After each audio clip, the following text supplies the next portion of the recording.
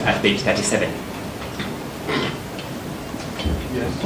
There is paragraph 36, Roman 4.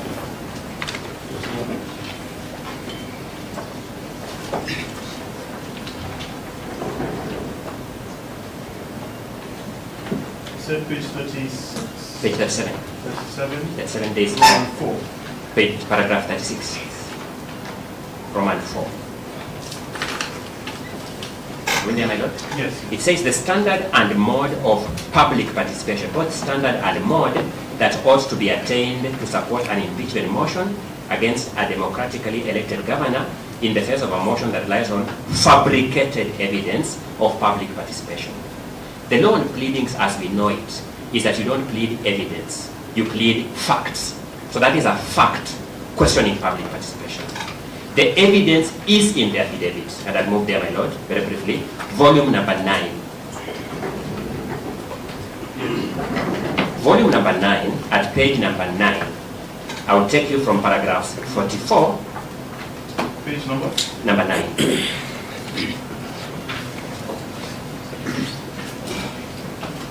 That's the father affidavit sworn on. Yes. So paragraph 44. So in response to the amended petition, the third interested party has asserted that public participation in support of my impeachment was duly carried out. However, there is evidence on record that the public participation as allegedly carried out was shambolic, stage managed, and a manifestation of work of fiction. Equally, in response to paragraph to the fifth, sorry, somebody was on it. It's up to you. In response to the fifth interested party's assertions that under paragraph 13, I note and highlight that whereas there was a public participation exercise, the same was shambolic and a mockery of the people's participation. That the various flaws eminent and apparent in the public participation memoranda shall be highlighted during the hearing of the instant suit. So there is a pleading questioning public participation. There is an averment of the shambolic nature of the public participation. The public participation report is in thousands of pages. We now want to start highlighting it. So, to answer the objection, the matter has been pleaded, the matter has been particularized, and now it is time to point out to the various pages of the public participation report for this court's consideration. In any event, my lord, the purpose of particularization is to avoid an element of ambush. The interested party, I think is the 5th and 6th, concede that the public participation reports are part of their own filings before this court. It will be new jurisprudence if a party convinces this court that he has been ambushed by his own evidence. I rest.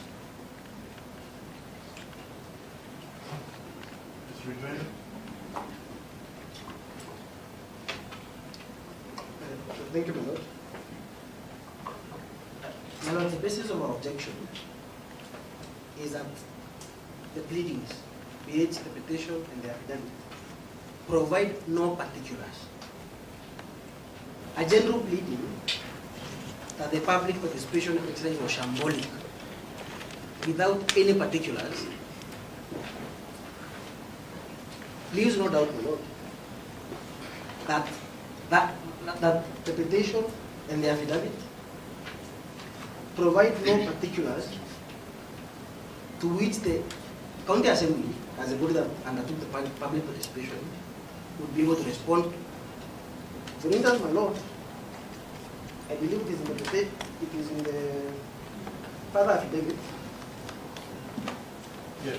At paragraph 46, the petitioner says that the flaws that are apparent in the public participation memoranda shall be highlighted during the instant of the hearing, during the hearing of the instant suit. As my lord, you noted before we broke, we are way past the stage of hearing. We are now at the highlighting of submissions. They ought to have provided the particulars in the pleadings so that the assembly, in preparing to respond, in fact, by failing to provide the particulars, the assembly was prevented from responding to those allegations. And the assembly will be hearing for the first time today and now that a certain memoranda, a certain attendance sheet for the public participation exercise is contested. The entire 1344-page document, my lord, Yes. is the public participation exercise that happened in all 45 wards. So without saying the specific document that they impugn, the county assembly is at a loss. And it is without doubt, my lord, that we will be unduly privileged if they provide that evidence for the first time now. It doesn't matter that this document was prepared by the county assembly. In the Court of Appeal decision, my lord, in MWANGAZA, it is at page 24 of the fifth interested parties, authorities. I'm going to read verbatim, my lord, what the Court of Appeal held. The petition before the High Court referred to Articles 1, 2, 3, 4, 10, 19, 20, and 23 of the Constitution in its title. However, the petition provided little or no particulars as to the allegations and the manner of the alleged infringements. For example, in paragraph 2 of the petition, the first respondent averred that the appointing organs ignored concerns touching the integrity of the article. No particulars were enumerated. Further, paragraph 4 of the petition alleged that the government of Kenya had overthrown the constitution, again without any particulars. Then the Court of Appeal goes on, paragraph 44, my lord. We wish to reaffirm the principle holding on this question in inherited and injury. In view of this, we find that the petition before the High Court did not meet the threshold established in that case. And the final holding, my lord, is that it was not enough for the Superior Court, that is the High Court, to lament that the petition before it was not the epitome of precise, comprehensive, or elegant drafting without requiring remedy in the first respondent. So, my lord, if the petitioner is allowed to proceed and for the first time identify, for the first time inform the respondent and the interested parties, that of which they complain, what remedy will the county assembly have? Especially when they say, my lord, that some people did not attend. If the county assembly wanted to provide evidence, and indeed those people attended those meetings, how would the county assembly will do so if we will learn for the first time which specific meeting they are saying a particular individual did not attend, or which specific attendance sheet or minute sheet is forged? That is the problem. That is the basis of our.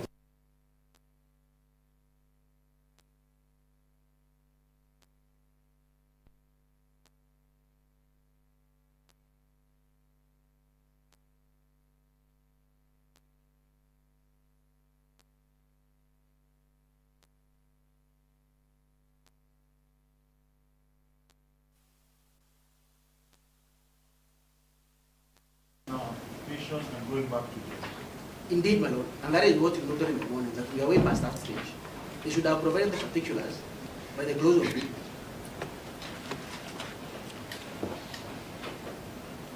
Then, my lord, I have to respond to that specific dimension now that he introduces. Yes. Yes. Because my lord calling Sonora then says he's hearing for the first time. He has mentioned that word multiple times. For the first time. First, we have shown that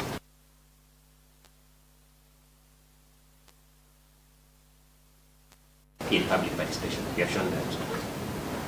Secondly, we have shown that the affidavits have also deponed to deficiencies in public participation. Yes. I don't understand it to be the case, my lord, that a party before you has an obligation to reproduce the contents of the annexures body of an affidavit. I do not understand that to be the law. That when you are making depositions in the affidavit, you then must go to the annexures and reproduce the contents in the body of the affidavit.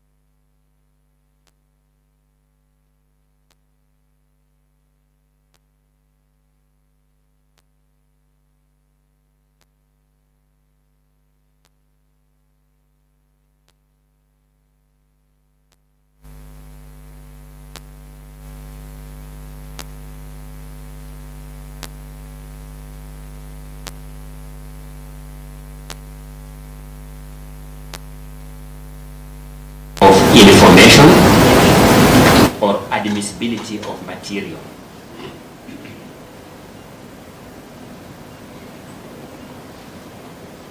Objections Yes. are not raised on the weight to be attached to material, Yes. which is why I am finding it difficult to understand that in view of the claim we have made in the petition, which I have drawn your attention to, and in view of the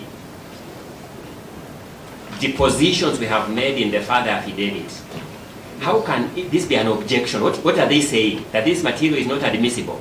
Or what is the objection? In fact, proper practice, my lord, is when a party stands and says, I object, he must state the objection. You must say, this is hearsay. That's the ground of objection. Then you specify. I am yet to understand the ground of objection. If my learned colleague's view was that the petition was incompetent, the petition itself was incompetent for want of particulars, that is not a ground of objection in submissions. That's a ground for striking out, which should have been done much earlier. And therefore, I urge that you overrule that objection and just allow Mr. Mutuma to complete his submissions. He has about just 10-20 minutes to finish his submissions.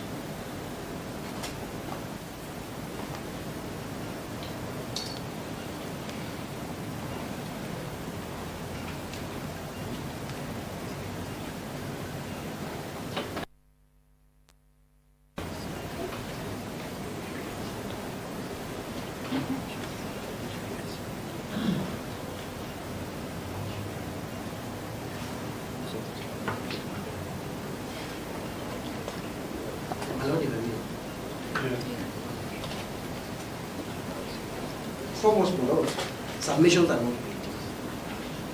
And to the extent that council says it provided the particulars, paragraph 225.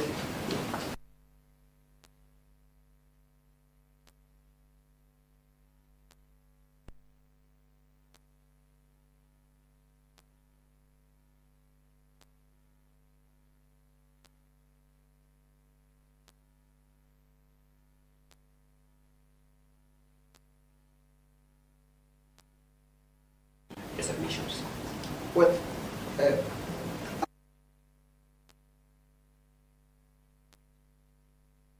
by the petitioner to provide the particulars of the fabricated evidence.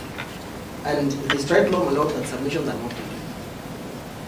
But for us to make progress, my lord, if the petitioner indeed limits herself to the pages she's provided in the submission, that is page 2357, the 4 pages she cited in her submissions, because those are the only pages we have said, my lord, that we prepared in advance. Even if it was not in their pleadings, we at least a notice of where the specific particulars in support or the other allegation has been found.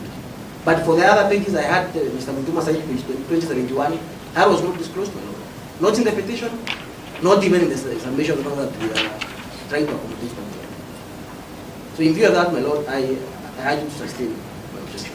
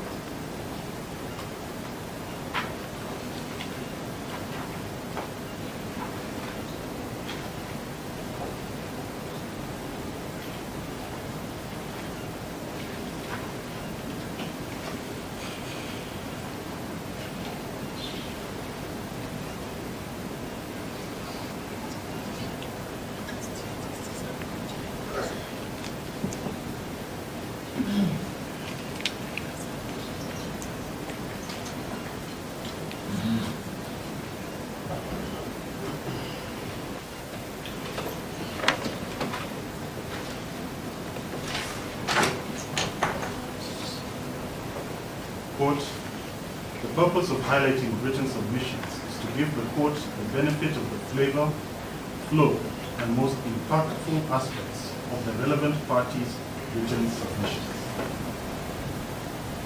Highlighting of written submissions is and should always be distinct from a hearing. It would not be proper at the highlighting stage to amplify and connect dots of fact, evidence, or law that were not laid explicitly in the written submissions. To hold otherwise would be to allow at highlighting stage the expansion and amplification of the written submissions, which would prejudice opposing parties as they would need to have rebuttal in the form of perhaps written submissions. Paragraphs 225 to 231 under the subheading non-existent participants of the public participation fora must speak for themselves. And at highlighting, the petitioner cannot add substance or flesh out those paragraphs of the petitioner's written submissions dated 31st January 2025. This tension between what can be undertaken at hearing and what can be undertaken at highlighting can be easily resolved when one considers that it is possible and not uncommon for there to be a hearing, followed by the filing and exchange of written submissions, and thereafter highlighting of written submissions. Highlighting is to explain, argue, add flavor, and better flow to written submissions, and a party cannot and should not go beyond what was contained in the written submissions in arguing their case. In view of the foregoing, the objection is sustained and the petitioner shall be limited at highlighting to the express statements and documents stated at paragraphs 225 to 231 and to the annexures and pages referenced at paragraph 225, the case law at paragraph 229, and any other similar paragraphs on in her own or other parties' written submissions.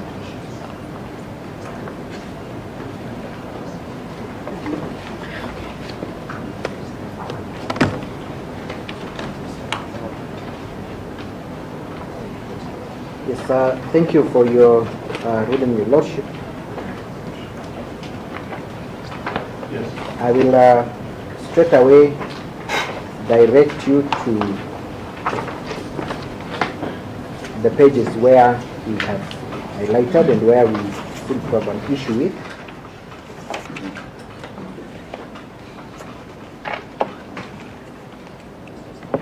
Yes.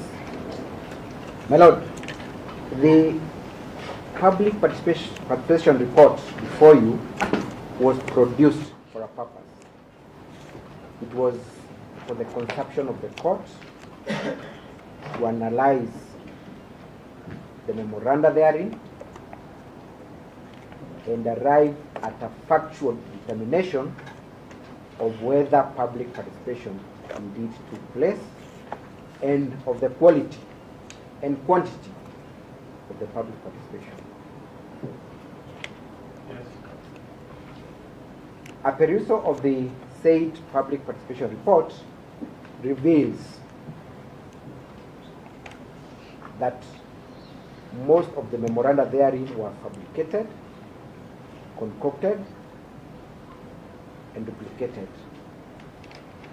to give an impression that the people of Meru who participated in this exercise, or purportedly who participated, supported the removal of the government. Nothing can be further from the truth. Yes. Your Lordship, at volume 4, page 2071, I'm not sure whether that is the volume, Your Lordship, we can... Or the It is the... IPs. Yes, we have extra copies. The This time I assistant don't can- have my work copies. We have an extra copy, Your Lordship. There are two. There's another one. Page. That's page 2071 of volume 4.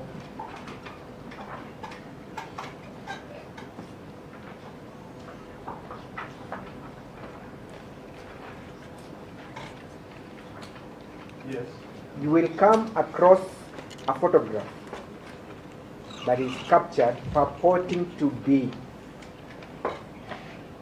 an image of the people who Council, just an exemplary ruling on this aspect, sustaining objection. yes. The fifth interested party's objection is they should be able to read the original submission, see an argument that is then being articulated, and you cannot reference things that they have never been told. Yes. We have a problem with page 2071 of your volume 4 because it shows this. And when you look at paragraph 227, appearing at page 135 of our volume 9, Yes. the petitioner has alluded to that fact. The petitioner has alluded to that fact. That Yes. is not in this. What the petitioner has not done is draw the attention of the court, but more importantly, the opposing parties, to where that paragraph is going to go. That means that at highlighting stage, remember, one of you have already filed your submission. At highlighting stage, counsel will be for the first time being informed that the specific, the particularized allegation is that this shows 1, 2, 3, and it would not be so.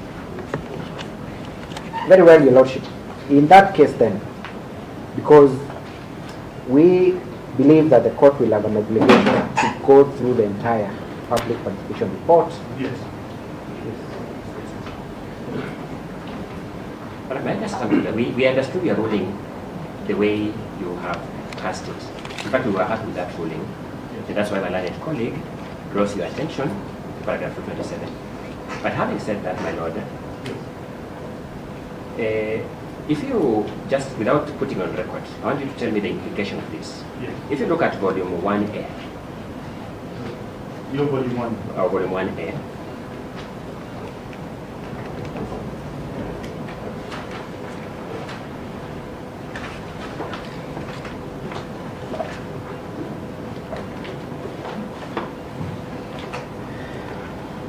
Yes.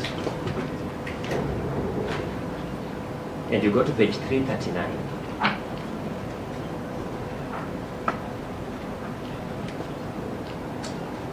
Yes. and you go to the second last paragraph, Yes. the one starting with, I would like to, through the public participation reports. Yes. And you notice that there is specific reference to specific page numbers, to specific paragraphs of these same public participation reports. As a dispute between the petitioner in this before you and the fifth respondent that was taking place before the respondent, the fifth interested party that was taking place before the respondent. And you can see, Councilor, go ahead, just a moment. yes, The distinction is when you were taking the honorable senators through, you were having a hearing. So you had the opportunity at hearing to chart your ship in whichever direction you want. What the opposing side is saying is, once we are past the hearing stage, you cannot highlight in the same thing that was happening. And that's a fair point. yes, Now, just so that we close this meeting, I would love to be able to have my work made easier for me by taking cross-references. But their point is very solid here. This will be a reopening of hearing. If they were then to ask for leave to file supplementary submissions, just responding to this. And remember, your client has a sunset clause on the interim possession. I doubt I would then be able. So with the, please listen to the court and let's not. Can I sorry, I have had it, but I'm making a different point. Yes. The point I was making, if I had finished, was as follows. Yes. That we have invited you to make a process review and a merit review Yes. of the Senate's decision.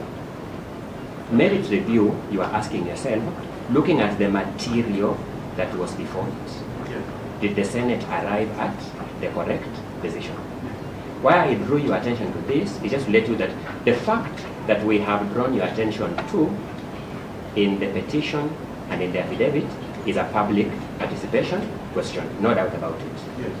The manner in which the Senate's attention was drawn to it is at page 339 all the way to page 342. The manner in which the Senate's attention was drawn to it. So that what we are leaving you with is just a judicious challenge that this is the material the Senate had. Yes. Did it reach the correct finding on that question? That's all. So just to put you at ease, before council authorizes my feet, I will go through each and every one of these bundles. I've already gone through most of them. I probably have a very, very good understanding of all of them. I would have loved it if they had been a cross-referencing, but that is not done. I will go through all of them. Yes, that's it. Mine was just to highlight the fact that with the kind of trial advocacy we have, when you don't have a specific date for hearing, and you file your pleadings, you allege and you avert to facts, and then you have your evidence in support. Yes. When you don't actually have an opportunity to be heard, so to speak, but you are heard through pleadings, then those pleadings need to speak. And sometimes the only opportunity you have to have the pleadings speak is when you're highlighting submissions. So sometimes you can't help but to cross over to the evidence, because there's never an opportunity for oral hearing as such. So I was just requesting the court to take that into cognizance, because there's a question of how was the process done and what is the merit, and it therefore means that you may have to still look at the evidence. I would invite counsel on both sides to note that the phrase is highlight of written submission. Highlight. So we are highlighting something. And for those of us of a particular vintage, we had to literally take a highlight pen and highlight, and then we had to do these tags, particularly at the Court of Appeal, and you could not go outside of what you had highlighted in pen. So I will look at everything that we argued, I will cross-reference it, but for us to have a safe and orderly flow, it cannot go outside of what has been filed for written submissions. I must confess, I don't think it's a very significant issue, because I would still have to determine 6 points, and I would have to explain one or the other my merit and law review of public participation. Whether or not it has been pleaded in written submissions, even if it had not been pleaded expressly, I think odd jobs, the case of odd jobs, is very, very misguided. I would still have had to deal with it. So no prejudice is being suffered by the petitioner. The objection has been sustained. Absolutely. Very well, Your Lordship. Allow me then proceed to the last issue of my submission. Yes. That is whether the threshold for impeachment of the petitioner was met. Yes.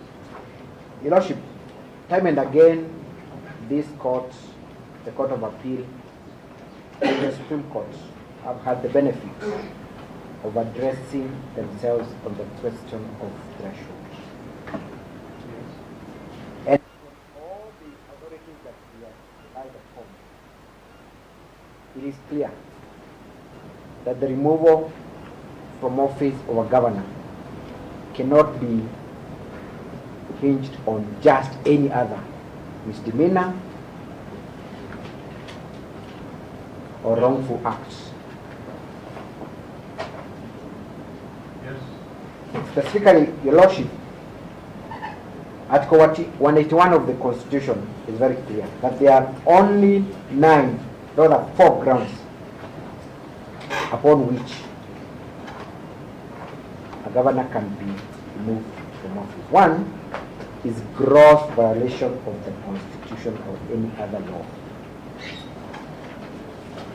Not in any way to demean a violation, because a violation is a violation, whether it is of huge magnitude or less magnitude, but the framers of the Constitution were very deliberate with the language. It has to be gross. Yes. Meaning that there are other violations of the Constitution and of the law that will not form the basis for removal of the governor by way of impeachment. Yes.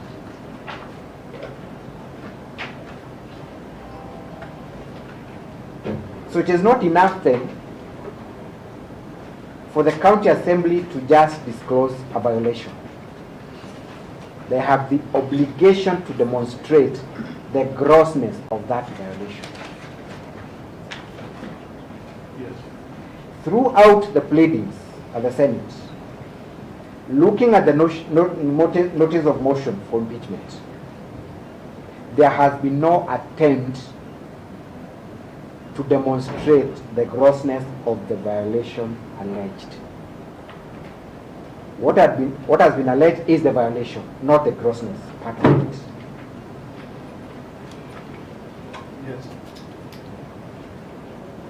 The Supreme Court, Your Lordship, in the case of Sonko versus County Assembly of Nairobi City County, versus 11 and 11 others,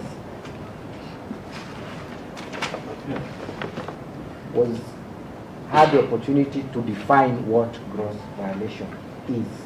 I will not rehash the finding.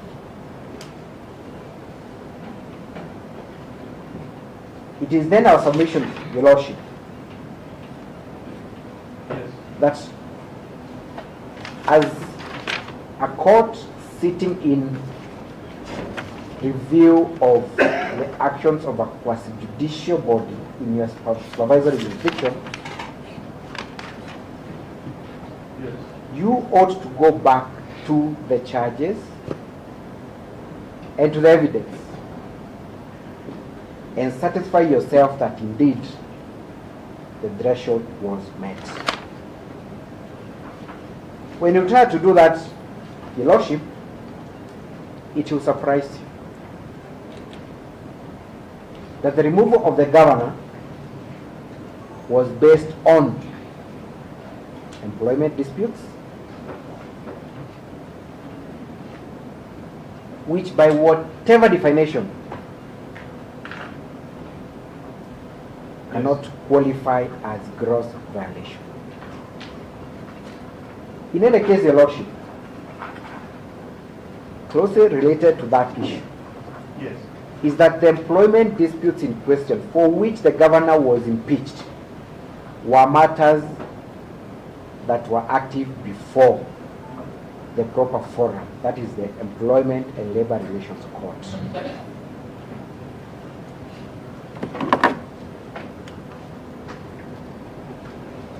Yes. That court is given the mandate by the Constitution and statutes to deal with employment disputes.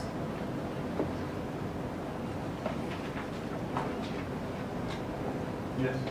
It would then mean that the provisions of Article 35 on the right to political participation are being violated. Sorry, that is 4 of the Constitution, where the people of Meru made their choice in respect of who should be their governor, and all you need to do to overturn that will is just to find any administrative dispute and accuse the governor of it and seek to overturn that will. So, Counsel, when I undertook a preliminary reading of the written submissions, Yes. please turn to paragraph 202 of your submissions dated 31st January 2025.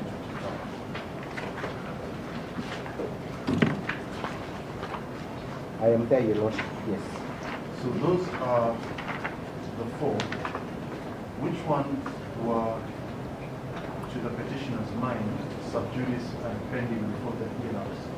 Those four. Very well, Your Lordship. The issue of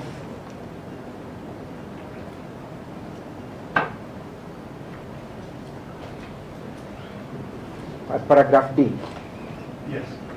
paying Christas Manyara, a public communication officer in the office of the governor, that was an issue that was sub judice. We have taken time. We have gone an extra mile, Your Lordship, Yes. to create a table that demonstrates, and that is to be found at page 40 of our volume 1.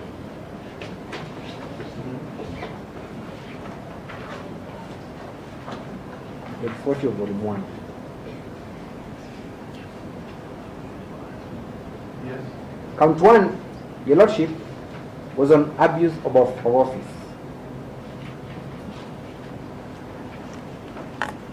The particulars was that the governor was accused of illegally revoking the appointment of CPA Virginia Kawera Mureti. It cannot then be in dispute, Your Lordship, that this cannot be a gross violation of the Constitution. It is an employment and labor relations dispute. And that's why it was forwarded for arbitration and determination to the right forum. Lord Parliament, Yes. we are constrained to speak up because we are trying to access those volumes the way Council is referencing them. We cannot see them either on the CTS. When we look for volume 1, volume 2, or volume 3, we cannot see it there. So we are not able to follow. And remember that the petitioner never served us these documents. So there's an amended petition. If I may, Page 12 of the amended petition, that's where you will find that table. But that's not the problem. The problem is that if they keep referring to volume this, volume that, we do not have that. We can't follow. Your Lordship, if I may perhaps you explain, can if I refer may to the documents explain. that are filed by CTS. This is not a big issue. So, Council Mutuma, when you say volume 1, Yes. you then say what is Correct. the document and the page. I'm referring to the amended, the petitioner's supplementary affidavit at page 12. The amended petition, sorry, at page 12 of the amended petition. I believe Council has cited it. Thank you. So, now back to my question. Yes. Don't worry, the time is off.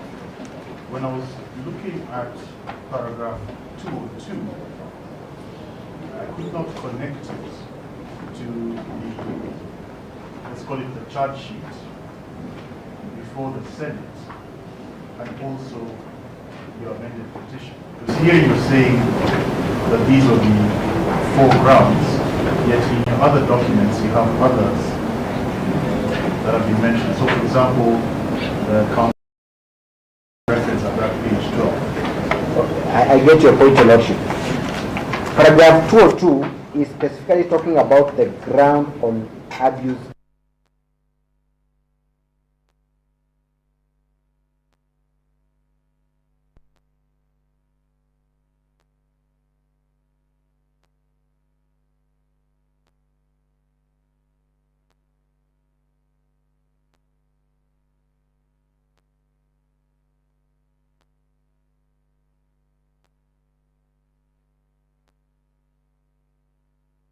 Correct, Your Lordship.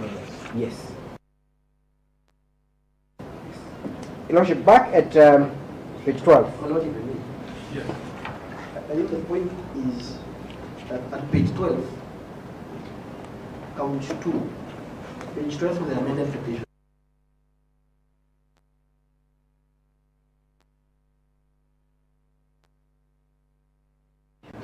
Because the allegation is as per what appears on page 2, paying termed Christians Mandela. It is not alleged murder. That is a deliberate misrepresentation of the impeachment allegation by the petitioner. My Lord, I must now make it clear that it appears to me that there is an undisclosed strategy by the respondents and the supporting interested parties to disrupt the flow of thought of the petitioners as much as possible with a view to a collateral advantage. We are making some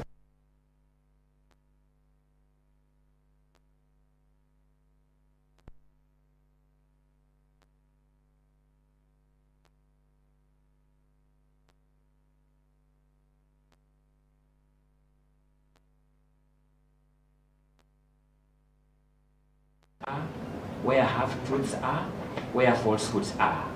Please allow Mr. Mutuma to make out his case the best way he can. It cannot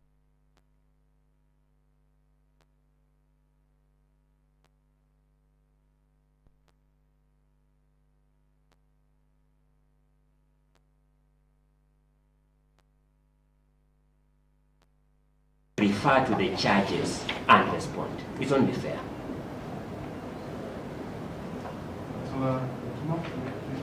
Thank you. Thank you, Your Lordship.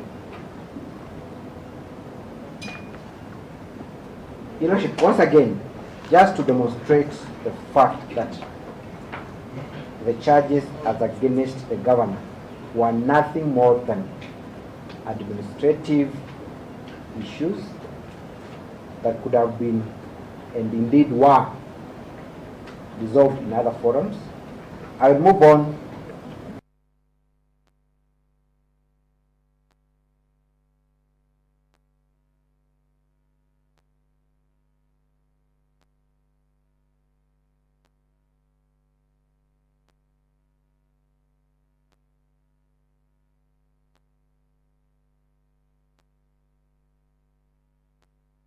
to the next.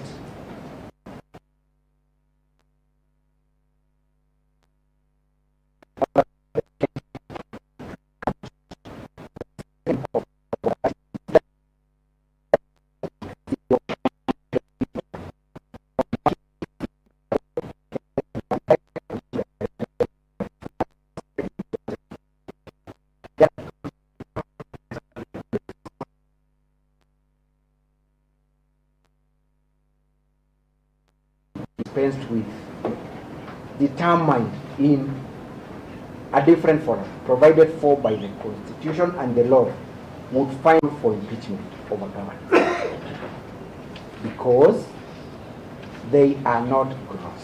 Violations, yes, and we are not admitting that the governor was liable.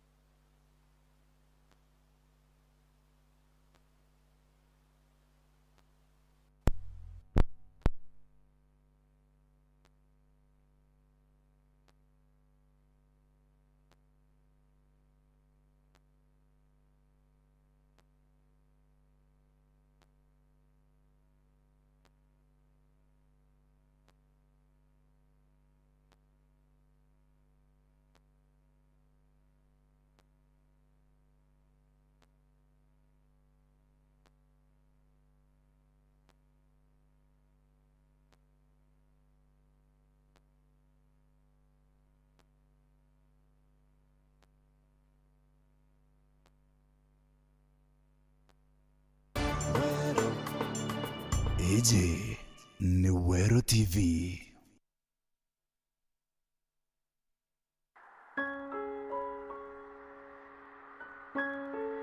turina kwithikira tukibumenyitha giko kia Esther Karambu inoti okuma Mburugi TV range kia Miogo sub-location Meru County. Arari mwari wa motutigi ntumarete Mboroki na motutigi Susan Muthoni, Mama Kanja Nyaguthie na Agnes Muthoni. Arari mwari ng'ina wa Mariam Kanjanwa. Arari niswa Karungi Ntuikiara ntumarete Dubai Nturithara na Ntunganata. Arari mwakuru motutigi Ndaundi Ntuinoti Nturintari na ng'ina wa Musa Margaret motutigi Kimathi motutigi Joshua Kanywa Mary Motuma na Kimaita. Arari mother-in-law wa Nancy Rentari Kimathi Ntuinoti Gacheri Kimathi Fatuma Kimathi motutigi Kaimuri Kitobu motutigi Manyara Matha Motuma na Purity Kimaita. Arari juju na kiujuju wa baba ingi achorana tubanjani bagucemania nja Mugai range kibure chia location na bangi Maua Resha Cave ngentoba maromba na kubanga madhiko. Mweri jukarita Cool Breeze Funeral Home Jumamosi tariki 22 mweri joeri mwaka juju na nyumene kigongona kia maromba na madhiko ninja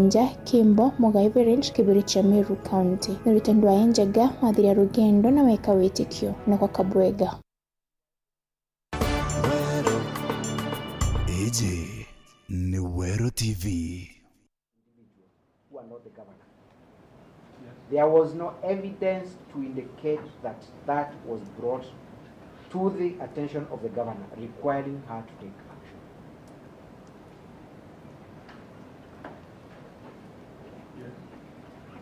So then squarely means that those action lay squarely with the people that had perpetuated them. Yes. I have no time, Your Lordship, to go through each and every count. Yes. But I humbly request you to go through the motion as found at page 2144 of volume 6.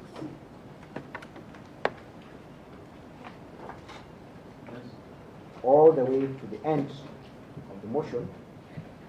You will have no doubt in your mind, Your Lordship, that the charges against the governor would not meet the threshold of gross violation.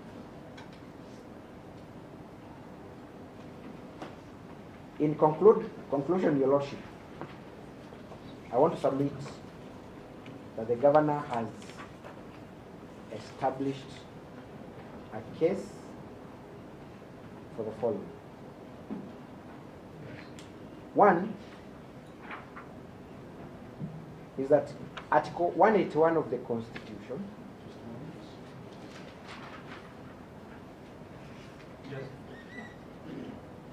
as read together with Section 33, and this time I'm referring to Section 33 as a whole, not 33.8,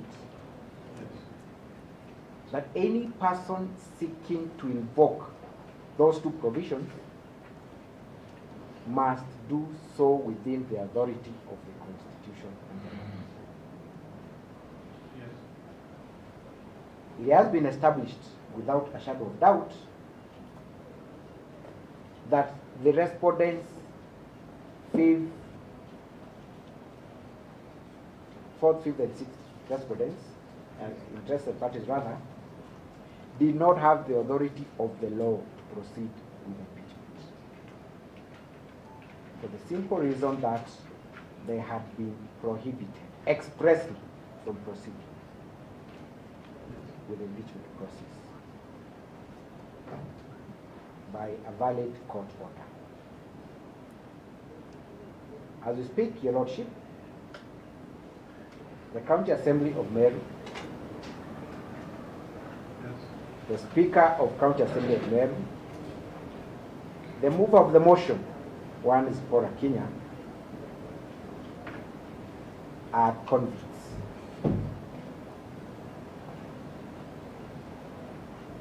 They have been found guilty. The Speaker of the County Assembly. The mover of the motion, one is Paul Akinya, and the County Assembly of Meru are convicts.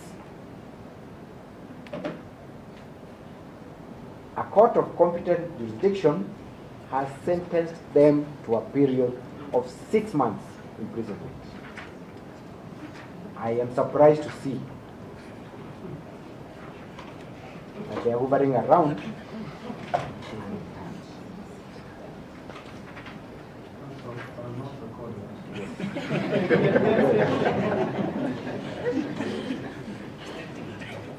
What then needs to be done, Your Lordship, is for them first to purge the contempt, because very well. I will just stop at that. I will just stop at the fact that they are convicts. Yes. On the second issue, Your Lordship, the petitioner has been able to establish that her right to fair hearing has been, one, threatened to be violated by the County Assembly of Meru, and indeed violated by the respondent in this matter by failing the impartiality and independence tests as expected under Article 50 of the Constitution. Yes.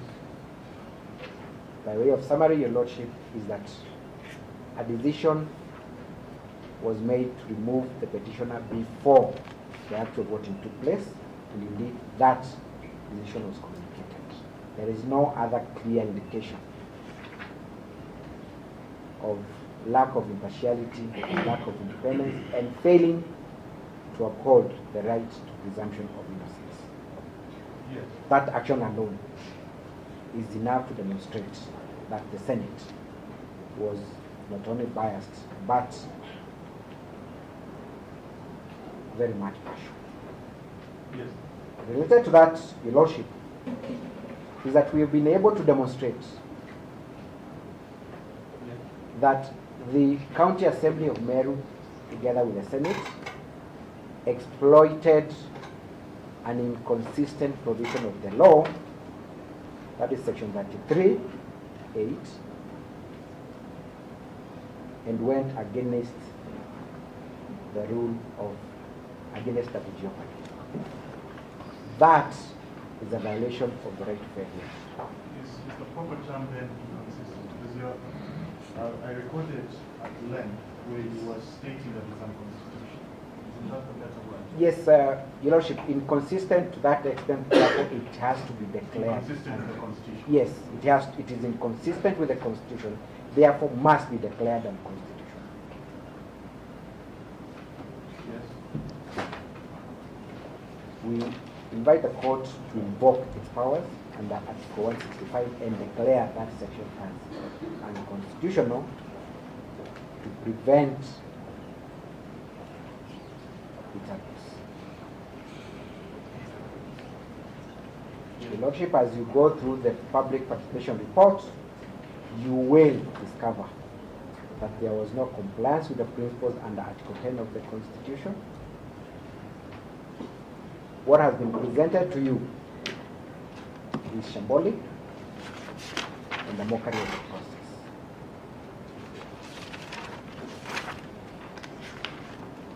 Having done that, Your Lordship, unless you really want anything, the petitioner rests at this. Thank you so much, Your Lordship.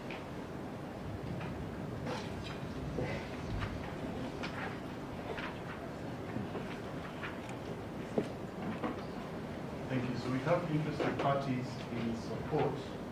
Which interested parties are supporting the petition, and how much time would you need to highlight written submissions without repeating ground that was covered by the petition? Madam, my apologies. We did put on record Mr. Desire Njamwea for the 7th interested party. No, he did. Before we took the break, Okay. he did. Thank you. I'll begin with the first interested party. Thank you, my lord. Yes. How much time do you need? Confirm.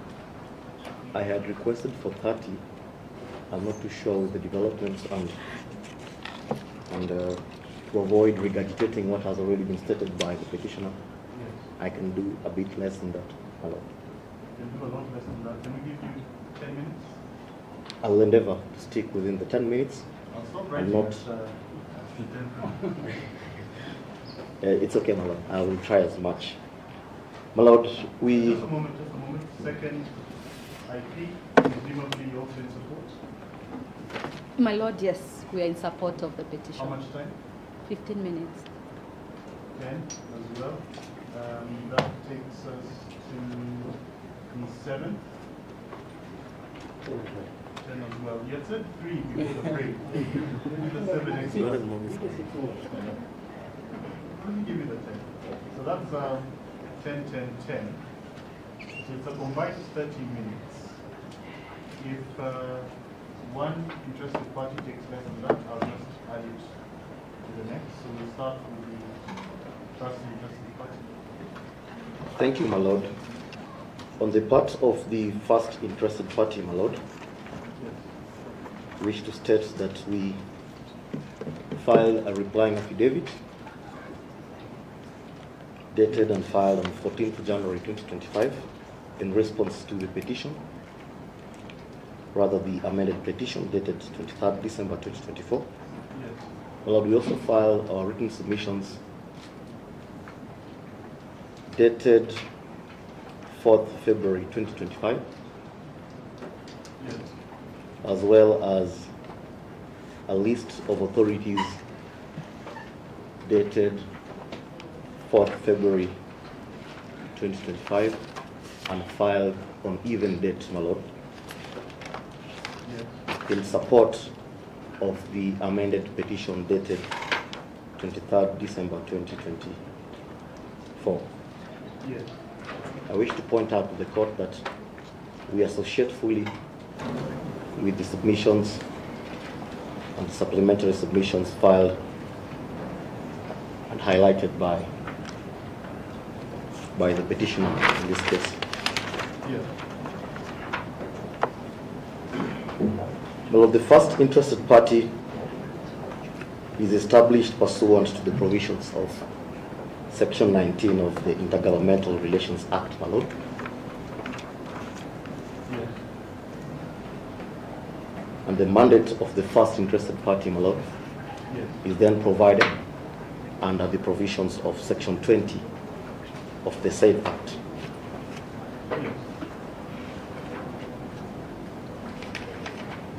The first interested party then coordinates the 47 county governments on matters of common interest with regards to the implementation of the resolution. Yes. We have then, the first interested party has then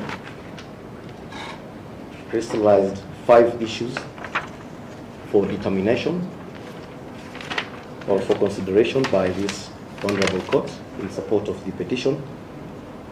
The first issue, and I'll read them in chronology, my lord, Yes. is whether the impeachment proceedings against the petitioner met the constitutional threshold as provided for under Article 181 of the Constitution, Yes. as read together with Section 33 of the County Governments Act. Secondly, my lord, is whether the actions of the fifth interested party, that is the County Assembly of Meru, Yes. amount to an abuse of the impeachment process as an oversight and accountability tool. Yes. Third question, my lord, is whether the impeachment process was procedurally flawed in violation of the principles of natural justice Yes. as laid out under the provisions of Article 47, as read together with Article 50 of the Constitution. Yes. The fourth issue concerns itself with whether Section 33, subsection 8 of the County Governments Act is unconstitutional for allowing repeated impeachment attempts over similar facts tried and tested by the relevant bodies. Finally, is whether it is in the public interest to allow the petition filed by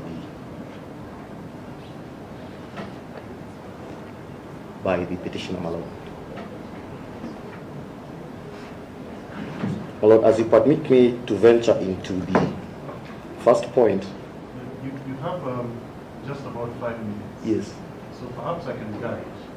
Your fifth limb is the one that, and I've had the benefit of reading the submissions, is the one that perhaps has not been extensively canvassed by the petitioners. Perhaps more accurately, it is differently done. So perhaps that is what I should highlight. Any strong points of that? On the fifth point, my Lord? Yes, whether it is in the public interest to allow the member. Okay. Thank you, my Lord. I will just gloss over some of the issues to avoid regurgitating what has been said by my language colleagues, Mr. Mutuma and Mr. Ongoya. My Lord, it will suffice to state that presently there is no legislation that deals with the question of impeachment. There is no standalone legislation that deals with the question of impeachment.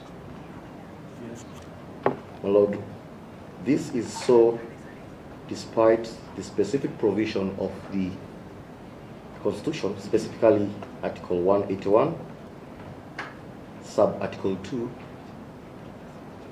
which states specifically that Parliament shall enact legislation providing for the procedure of removal of a county governor on any of the grounds specified under Subclause 1. Yes.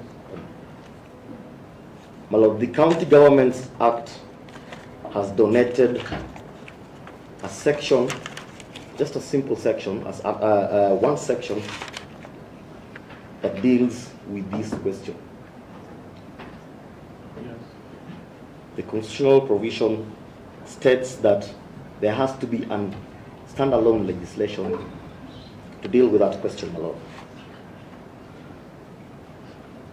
Yes. My Lord, where does this leave us?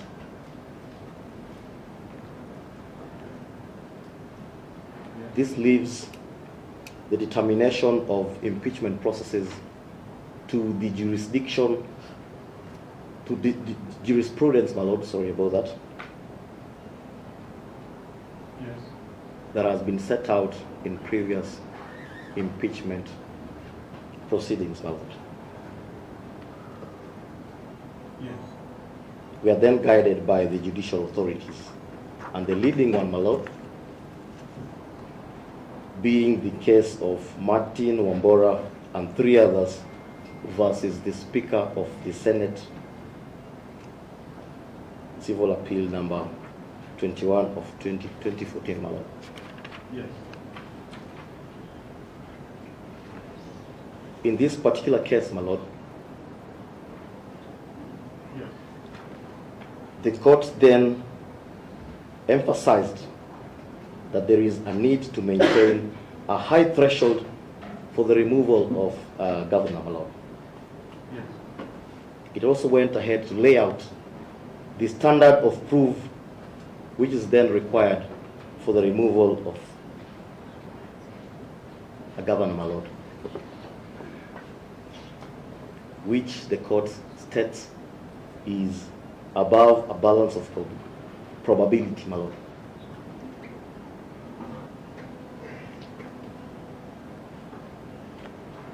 It goes ahead to say that there has to be a nexus between the governor and the alleged gross violation of the Constitution. If you look at the petitioner's written submission, Yes.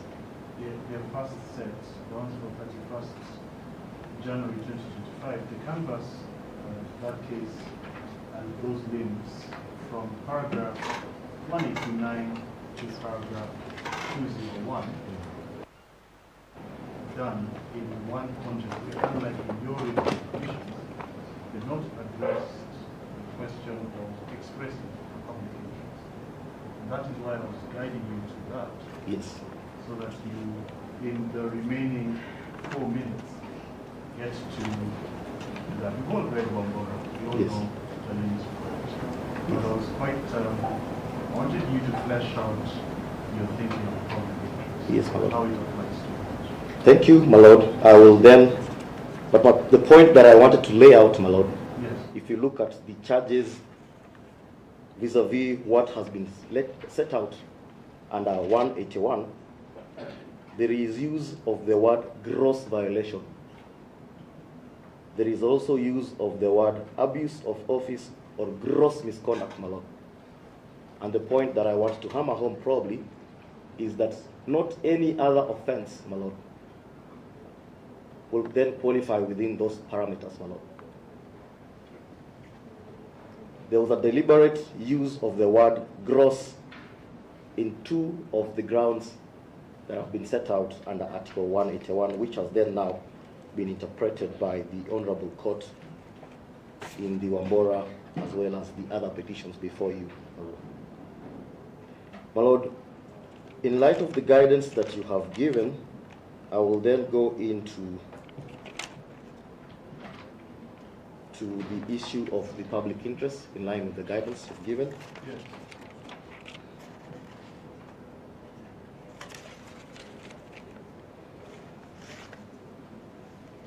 With the hope that the court will be able to peruse the rest of the submissions as filed for lack of. Yes.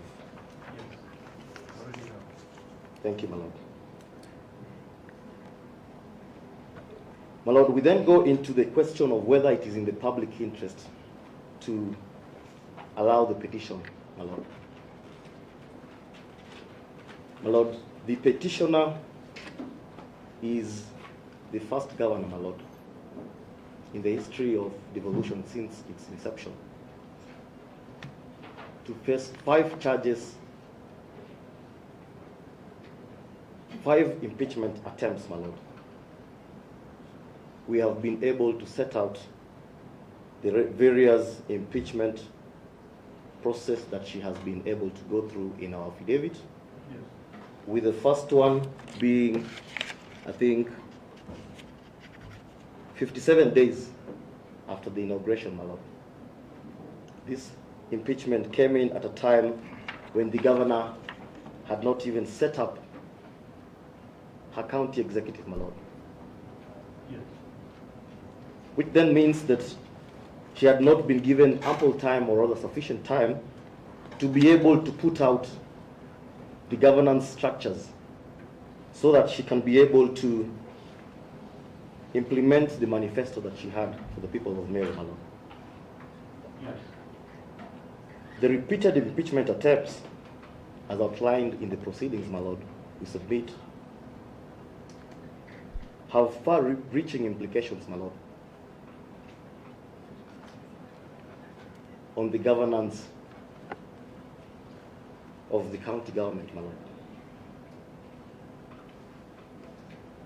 My lord, the governors as well as other state officers come into office on the basis of universal suffrage, my lord.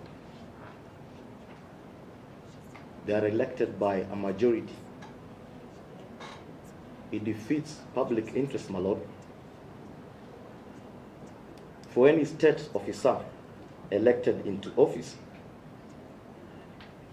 to be subjected to continued and repeated, as has been demonstrated by the petitioner through her counsel, Yes. impeachment attempts, my lord. What then is the public interest, my lord?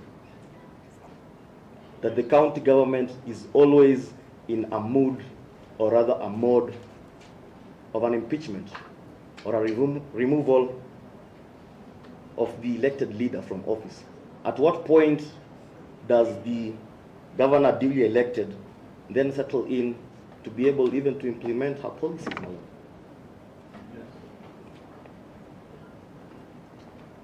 My lord, with the provisions of section 33.8, as has been highlighted, my lord, also similarly in our submissions, it then gives the latitude of the assembly to then reintroduce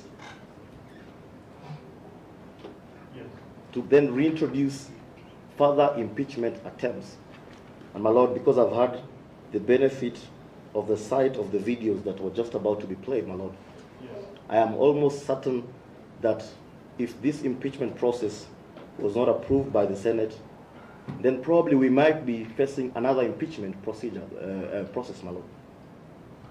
The trajectory that has been demonstrated by the County Assembly of Meru, and this is the first, has then been that if the Senate does not confirm the charges, they then just go back and reintroduce the motion. We submit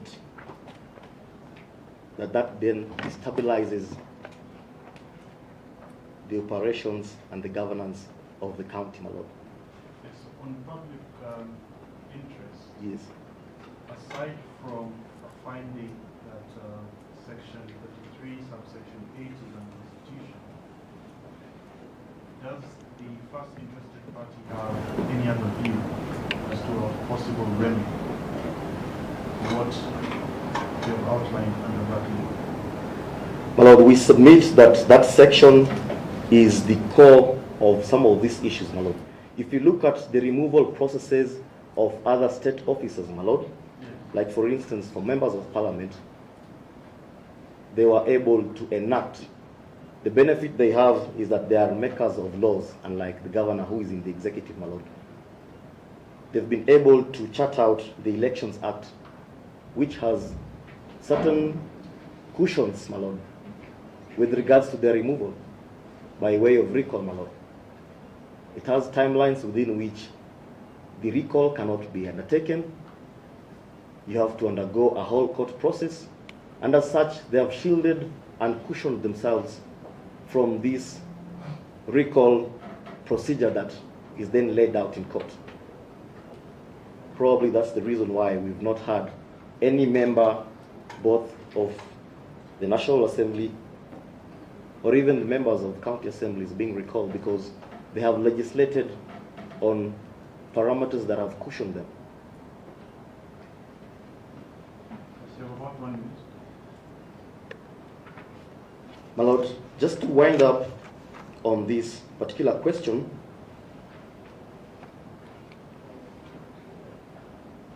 these state officers of the capacity of governors are elected for a specific period of time, my lord, to deliver service, my lord. If we then have a trajectory of an assembly going against to institute impeachment proceedings within those timelines that we have seen the County Assembly of Meru institute, my lord, we will then have a scenario where there are constant interruptions to the governance. I have attended these proceedings, and the governor has been attending these proceedings since we commenced, even mentions. Yes. So a whole day is then spent in these corridors, my lord. Yes. Countless numbers of times are spent within the corridors of the Senate and the Assembly, my lord. At what point will the county then allow the governor to settle, to set up, Yes. and to implement, my lord? Your That is time has expired, but I will repeat the question I posed to you. Yes. Other than a finding of unconstitutionality for section 33, subsection 8, what else could the High Court do? Because you have, under public interest, Yes. fleshed out the problem. You've argued it quite some length. but your solution is only 33.8, which may not work. My Lord, the solution, just to clarify to the court, is probably what I commenced with. Despite Article 181, sub-Article 2, laying out specifically of our need of a legislation to take care of issues of impeachment, we have not seen any such legislation. Perhaps, my Lord, just to guide... I have to say that for the record. What is the first interested party's proposal for the problem that it views? The problem can be, because this is a governance issue, my Lord, the problem can be through enactment of a legislation that then substantively defines these parameters, because this has been left to the various judgments. It will then lay out the processes in great detail. Yes. It may also have regulations, my Lord, Yes. to be able to bring into life the provisions that may need to be regulated, my Lord.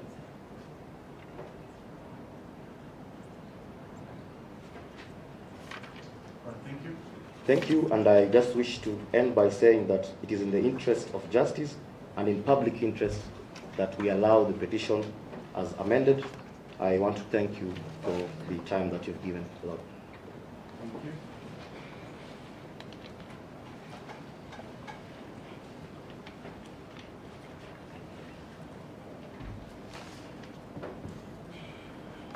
Yes, ma'am. Thank you, my lord. I think my name and details were taken for the record. Yes, Minister. Quite well done, sir. Not aware, thank you very much. Right, I am here on behalf of the Federation of Women Lawyers. The reason that we joined this...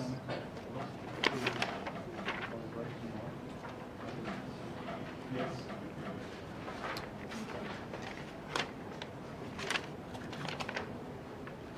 I'm here on behalf of the Federation of Women Lawyers, and we thank this court for enjoining FIDA to this matter, because one of the key components and assignments of FIDA since establishment in the 90s is to advocate for women's rights, and that means all women from all walks of life, shades, shape and sizes, including the governor for Meru County. So the work you're doing today, Honorable Judge, is a very serious assignment for the women of Kenya, all the well-meaning women of Kenya, including myself, because I have plans to be a governor not long from today. And my lord, that is why the impeachment of Governor MWANGAZA must be quashed. This is because since 1963, that is 12 December 1963, what the people of Meru County Assembly have done to the governor has been the greatest affront to realization of women's political rights in Kenya. There has been none worse than that, my lord. Perhaps, and because I had counsel refer to Anarita Karimi, I would like to say that we can only compare what she's going through to what that lady, Anarita Karimi, went through. She was not only bundled out of parliament, but she was also jailed in a very discriminatory manner. And I wish to say that there are various similarities between these two women. One of which is that they are both from Meru community. So, what I would like this court to do this afternoon is also to focus on this community of Ameru and how it is that they view women. Because since 1975, my lord, I see you thinking.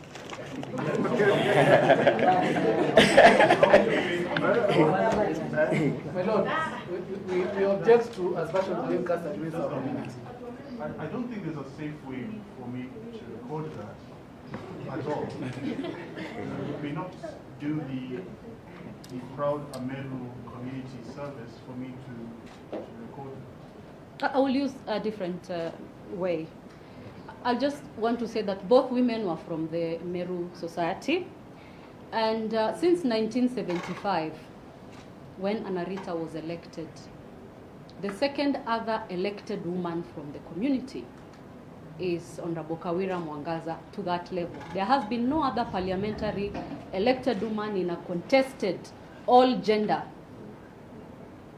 election since 1975. Why am I saying this?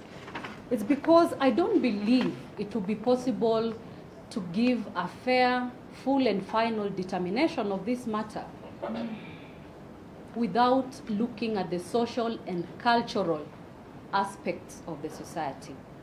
No, there's quite a lot of case law on the ambit of an interested party and what they can do.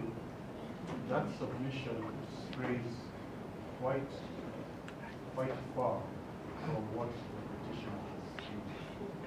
In essence, it creates its own petition, which argues it.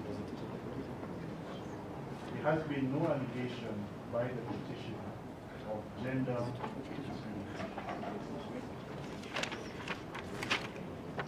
Well, Lord, I have to say that we are here in support of the amended petition filed in December last year. Yes. And when you look at does not contain that gender discrimination aspect, an interested party then cannot create a substantive ground because gender discrimination is prohibited by the Constitution. I could determine the petition on that ground and that ground alone. So an interested party cannot create. So there's the aspect of equality under the law in the petition, and lack of there having been equality under the law with respect to. So let's go to the amended petition dated 23rd December 2024.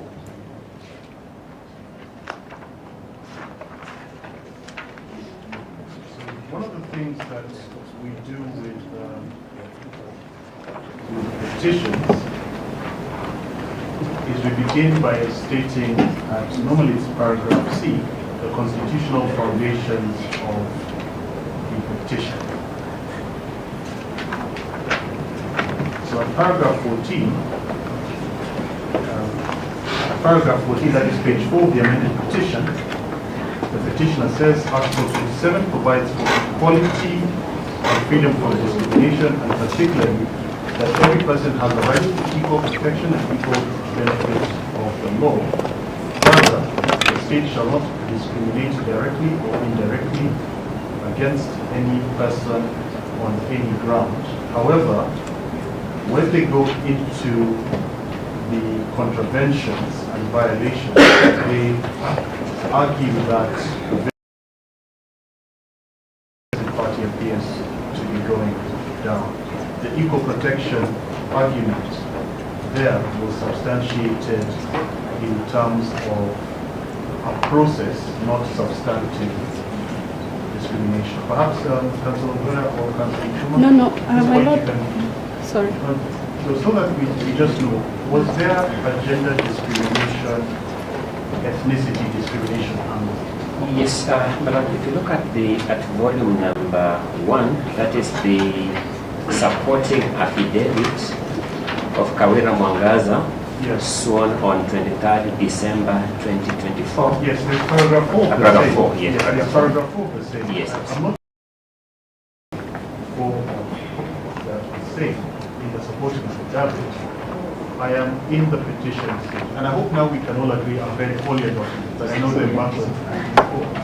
What I'm asking is in the petition itself, because you cannot also create a substantive ground in the petition, as what is said at paragraphs 4, 5, 6, 7, 8, and then a little bit on 9, is that stated in the petition, in the amended petition, in terms of the region, the relentless ganging up in terms of gender or ethnicity. Just Let me just say this and leave it to the court. One, Yes. The petitioner has pleaded discrimination. Number two, the petitioner has made reference to her gender at paragraph 4 as we have related to it. And number 5, when the second interested party made a request to join here, they disclose what the scope of their identifiable stake in the matter is, and was that gender dimension. I will leave it to the court to see how to guide them from that onward, but I guess that when my learned colleague, Ms. Lumalas, came to the matter, she made it clear from the very outset that this is her stake in this matter. Councillor Lumalas, your time has been off. I've expressed my reservation, but I will allow you to proceed with that argument. Thank you very much. Actually, when you look at our application for joinder, our notice of motion, this very issue is what was the main reason why we joined. And the limb of her political rights and violation and discrimination. When you look at the petition, they have pleaded Article 38. Yes. And I'd like to refer this court to Article 38, 3C of the Constitution. Yes. So that when Honorable Kawira went on election and won the election, Yes. she has a duty to enjoy that seat, or a right to enjoy that seat.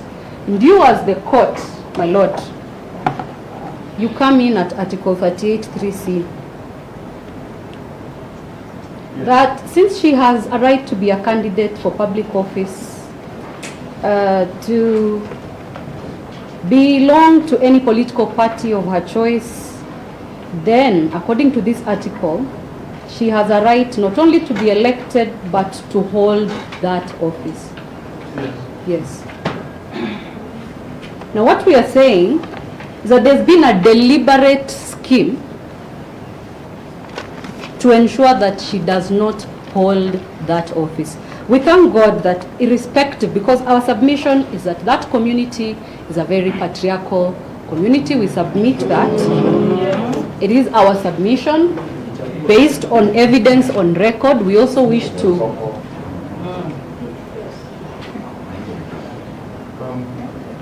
just a moment, Council. If you have an issue with anything that Council said in submissions, please don't articulate it too loud. I'm not saying you can't articulate it, but not too loud. Yes, Council? Thank you very much. I've been interrupted a lot, my lord. But that shows you that I am on to something. Because in the morning there was the question of, because my lord, I've talked about 5 impeachment motions. And look at the date of the impeachment motions. Barely 2 months after she was in office, November 2022, the first impeachment motion.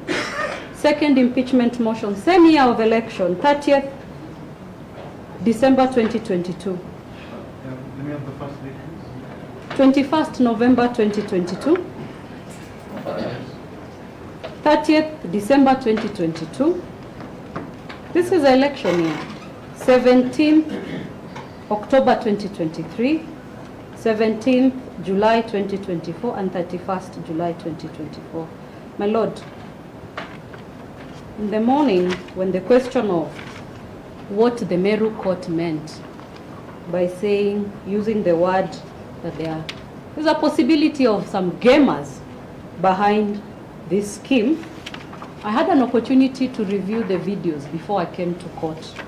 And I would like to refer the court to some of the video recordings which will support our position. KMV 12, KMV 15, KMV 17, and 11. My lord, when you look at these videos, you will understand, and you were there on the online platform when you were requesting to join as interested parties. You saw the level of abuse. Yeah. And it is typical of a patriarchal society to get a woman to fight another woman, my lord. This morning we saw one lady by the name Zipporah, who is a 6th interested party, who, having no faith in her counsel, wanted to stand up and address you. And I'll tell you why.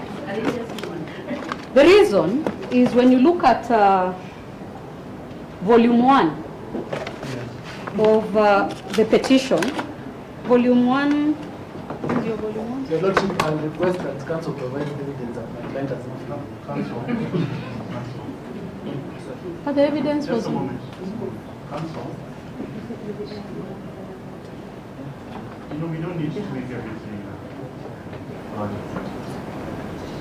That's all. it's not an issue. What you can perhaps consider is the court has already said it has been.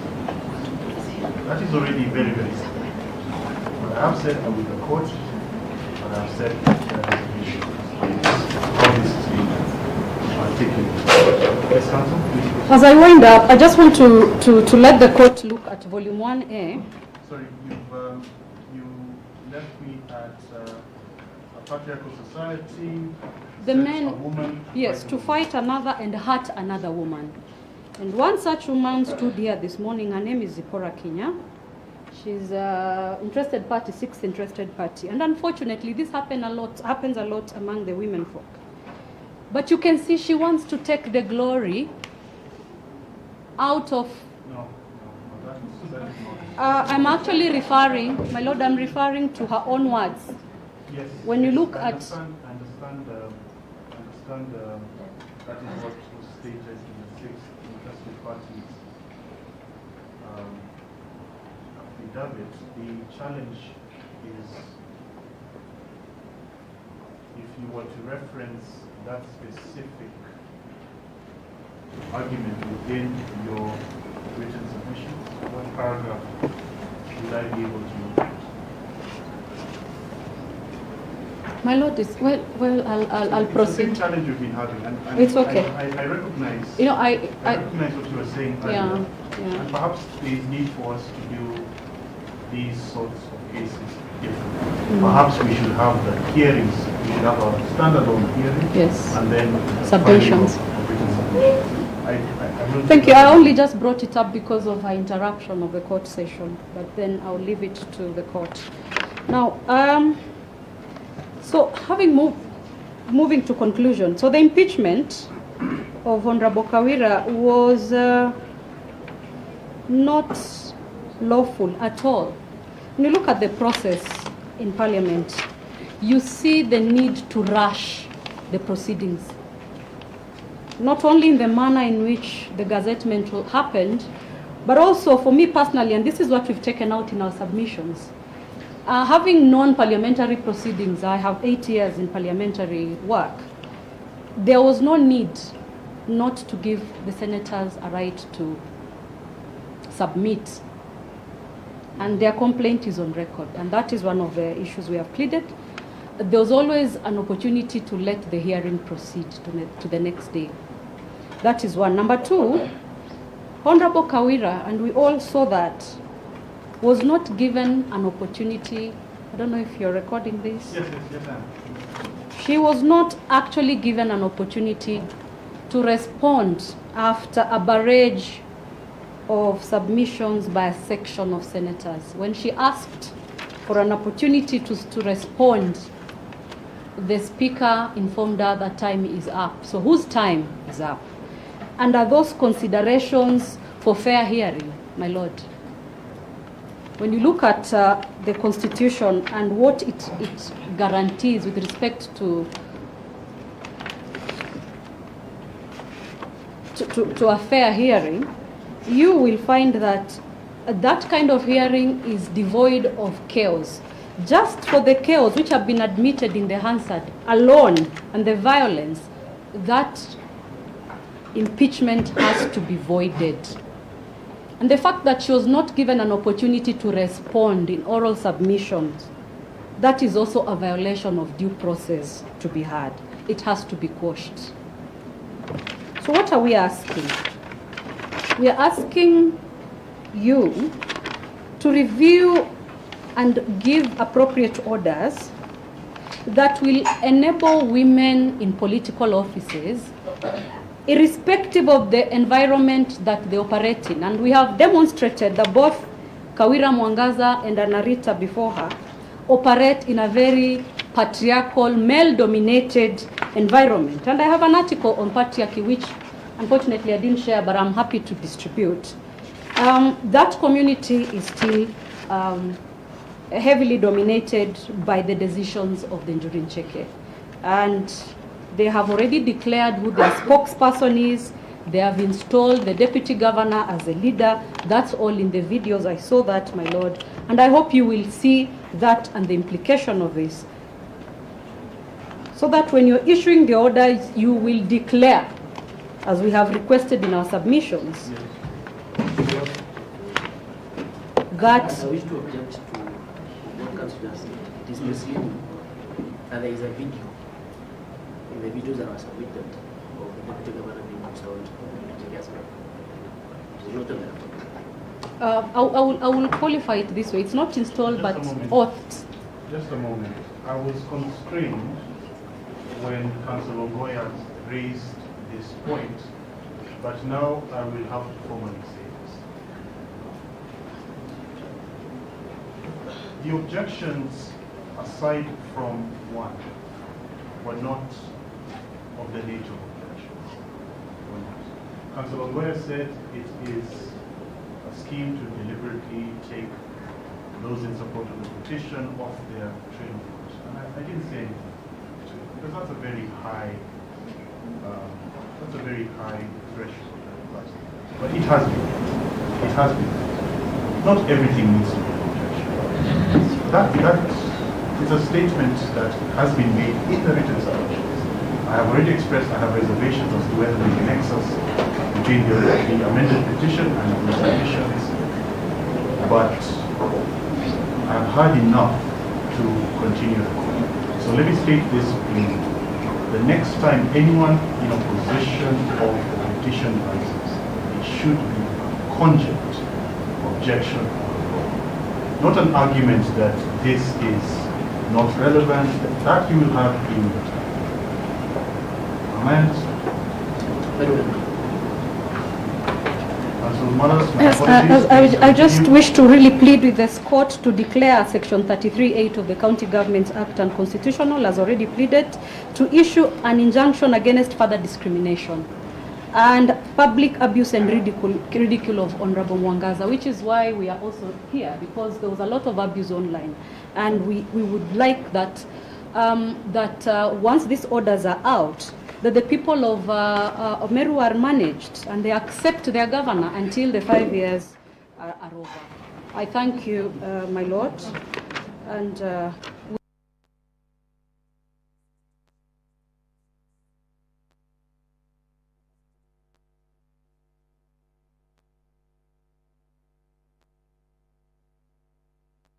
we look forward to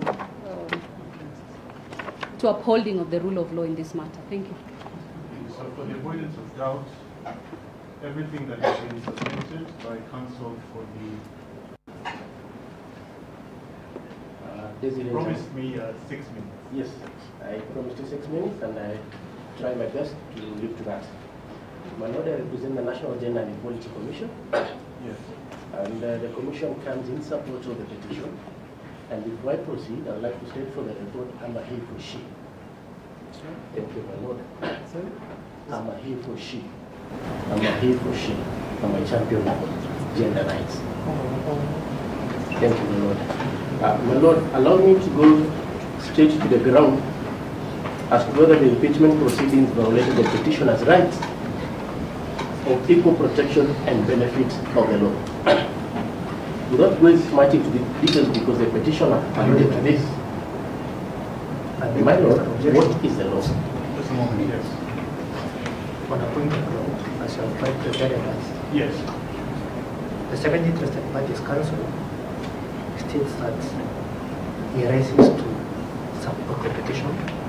Yes.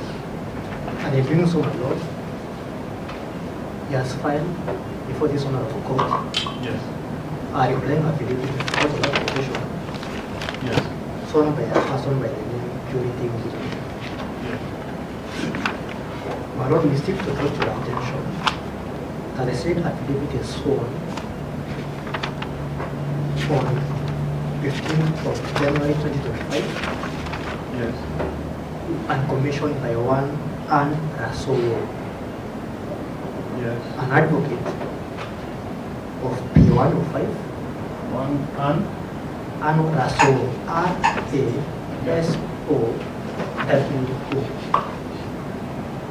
so can you just say the name again? Anne Rasowo, Yes. R-A-S-O-W-O. Yes. Yes, So our number is P105. yes. Stroke 10007. Yes. Stroke 13. Yes. My Lord, the same Anne works at the National Gender and Equality Commission, and therefore the affidavit that she has filed before the court, as you have just discovered, Yes. is incurably defective, and it must be struck out of the record of this honorable court. In addition, my Lord, we know that the same Anne Rasowo, despite commissioning the said affidavit and being an employee of National Gender and Equality Commission, and having commissioned the said affidavit this year, she does not have a practicing certificate. My Lord, those two issues go to the root of the affidavit and the case that the 7 interested party tries to make before the honorable court, in the sense that the affidavit violates Section 4(1) and 2 of the Oaths and Statutory Declarations Act and Section 24(2) of the Advocacy Act. It follows, therefore, that the submissions that counsel wants to make before this honorable court have no basis. The 7 interested parties has no legs to stand on, my Lord. It must fall flat on its face. Yes. You can have a rejoinder. Thank you, my Lord. Sponsor. The commissioner, Anne Rasowo, is a commissioner for oaths. As of 15th January, she was an active legal practitioner with a valid practicing certificate. It is anything into question about practicing certificate can only be questioned after 31st of January 2025. Thank you, my Lord. Rejoinder. My Lord, Section 24(2) of the Advocacy Act states that our practicing certificate is valid from 1st of January to 31st of December. The only time that the practicing certificate is valid for the next first month of the year is when that advocate has made an application to renew that PC. The PC, my Lord, as we are looking right now, is still inactive. It means she has not renewed her PC. Yes. And my Lord, we understand that the court is tech-savvy. It's a decision that the court can easily make by checking the advocate's search engine to establish whether the said Anne Rasowo is active or not. Just a moment. It will also demonstrate, my Lord, where that Anne works.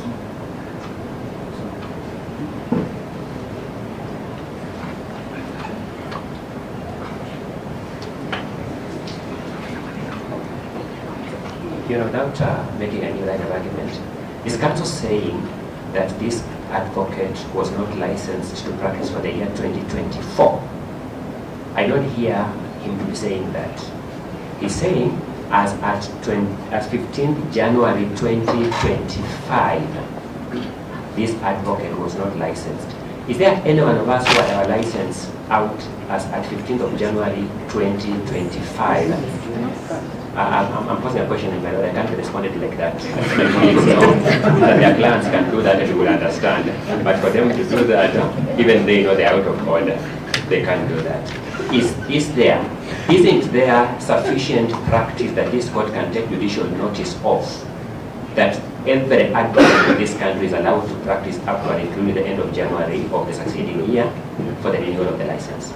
So I think that's a matter that we ought not to make a big issue when we concede that this advocate was licensed in 2024, which I can see clearly on the portal that she was licensed. There are two arguments that have been made. I'll deal with the second one. Even when I had to take out a PC, it would take some time. And it wasn't always, even in our law firm, there were multiple advocates. Some of us would be active before the next. And we paid under the same check at the same time. So that is not determinative of the probity and admissibility of the impugned reply. The other link, the first link, the question of whether an advocate of the High Court internal to an organization can commission an affidavit is the more cogent and persuasive. Is it in dispute that the Commissioner for Oaths works within the 7 years? My lord, it is not in dispute. Who has a hard copy of it?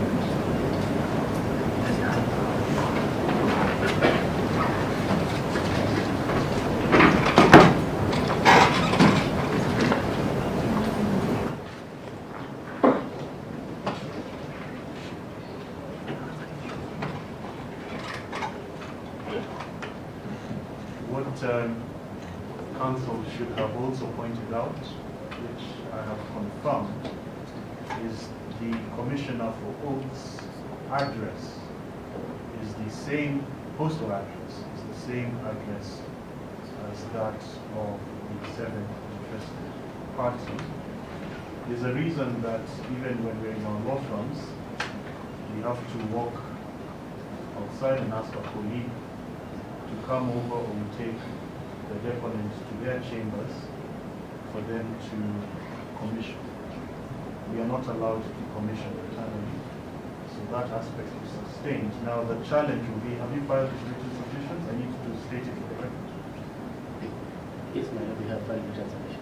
If you lose your replying affidavit, then you will lose your written submissions as well, because your written submissions went deep into what has been proposed to, particularly tying a nexus with paragraph, tying a nexus with paragraph 4 and 5 of the petition and supporting affidavit. So, quote, an objection has been raised to the 7th interested parties applying affidavit dated 15th January 2025 on the principal ground that it was commissioned by an advocate in the employ of the 7th interested party, thus inspection of oaths and statutory declarations act. Counsel for the 7th interested party has conceded that this is factually correct in terms of employment. Thus, find that impugned line affidavit properly commissioned, thus it's fatally and incurably defective. They being highlighting of written submissions, court already preliminarily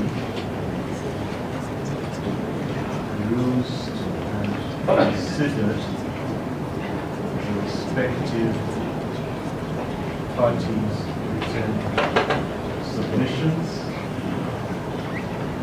In that regard, note that the governments of the now struck out define affidavit filed by the 7th IP permeates the entire length and breadth of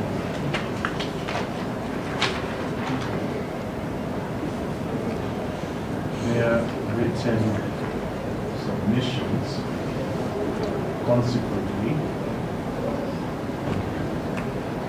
the 7th IP's written submissions are equally fatally defective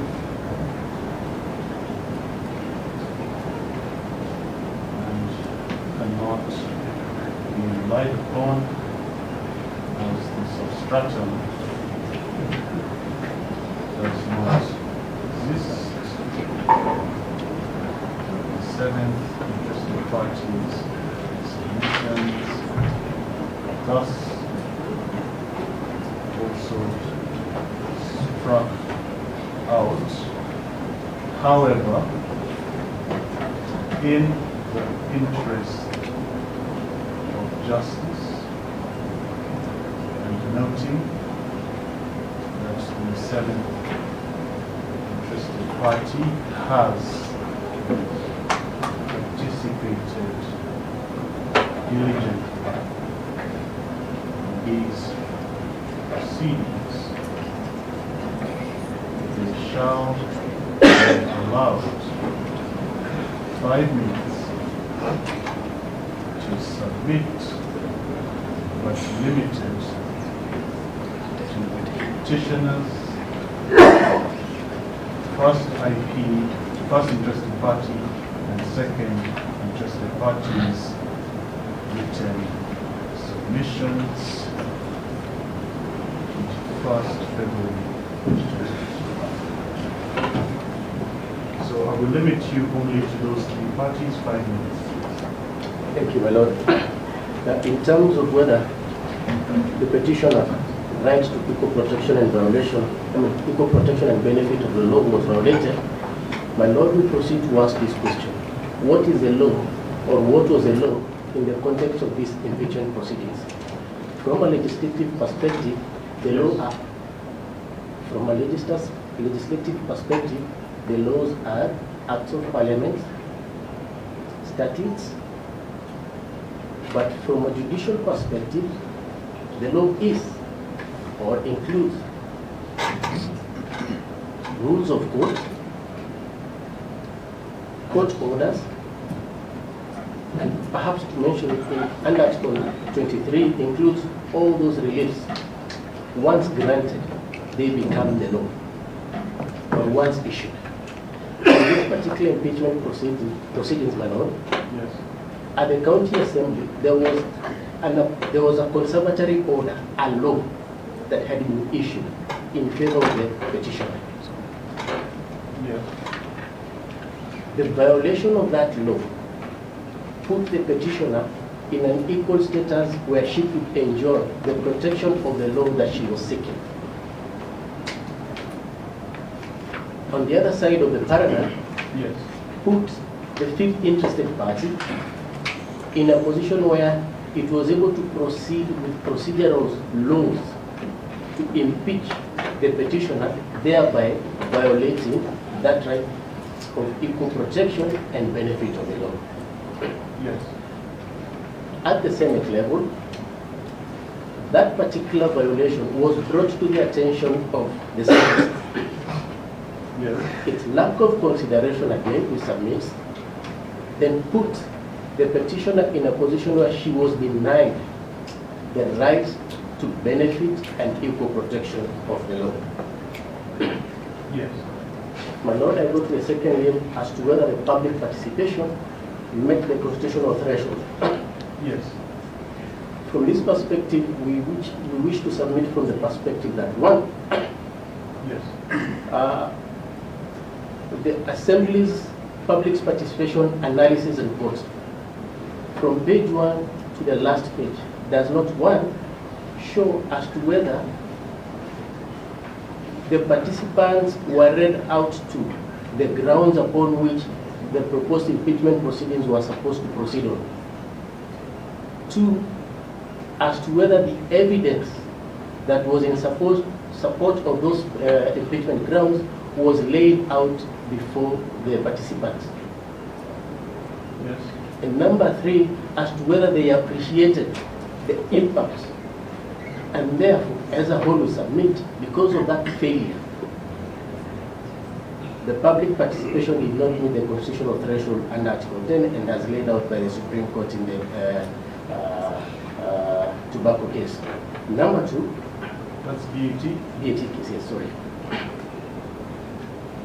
Yes. Number 2 is that the public participation failed to appreciate the uniqueness of the circumstances under which the governor came into office.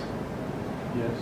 Which is, and I ask this court to take judicial notice of the fact that Kenya as a whole is a patriarchal society.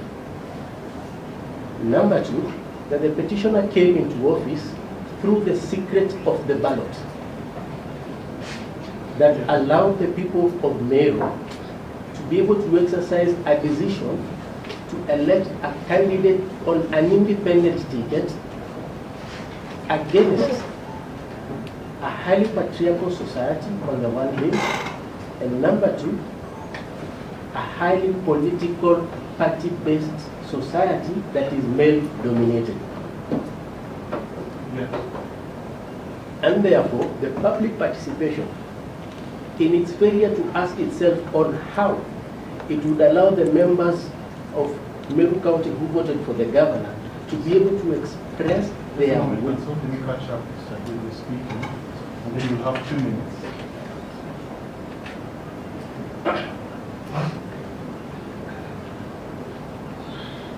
Yes. Proceed. And therefore, the failure of the public participation to take into account the uniqueness circumstances under which the people of Meru emancipated themselves from a patriarchal nature of society through a secret ballot to vote into place a female governor, how they would express their wishes either for or against that impeachment proceedings in an open society or in an open manner where those public participations were taking place.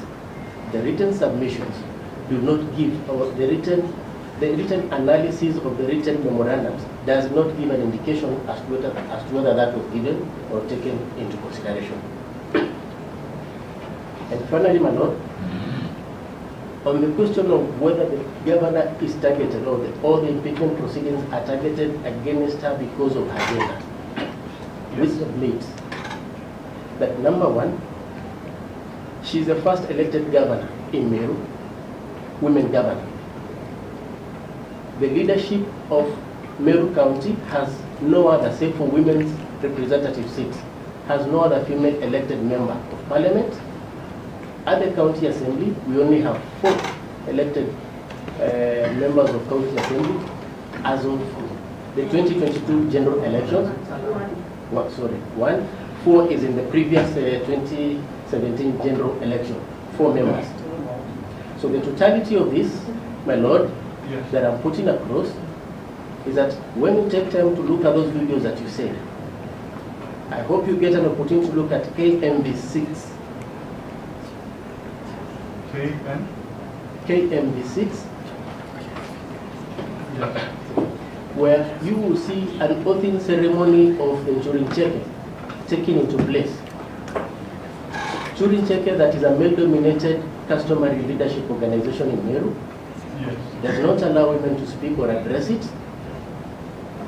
And number 2, where the political leaders who form the biggest formation within the county assembly of Meru, led by the UDA, and the political party known as BAS were sworn to declare their support for the impeachment motion without consideration as to whether the grounds of impeachment had been qualified.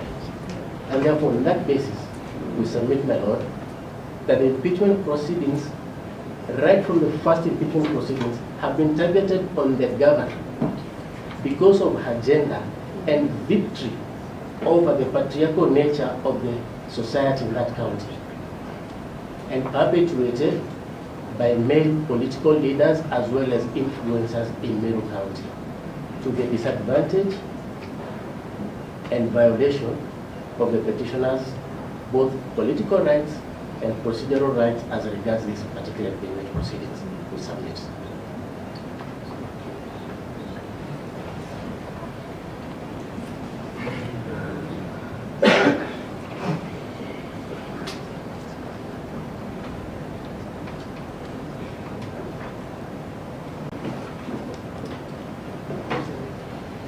Council. So that is the conclusion of highlighting of written submissions for those in support. We will reconvene on Monday, and the session shall be as follows: from 12 noon sharp to 3 p.m. We will take a 30-minute break. Please carry packed lunch so you don't need to leave the premises. Then we'll go from 3:30 until whatever time we conclude. But I hope we will be able to do 12 to 3 for those opposed. If there's a little bit of spillover, that is understandable. And then a rejoinder limited to only the petitioner for about an hour.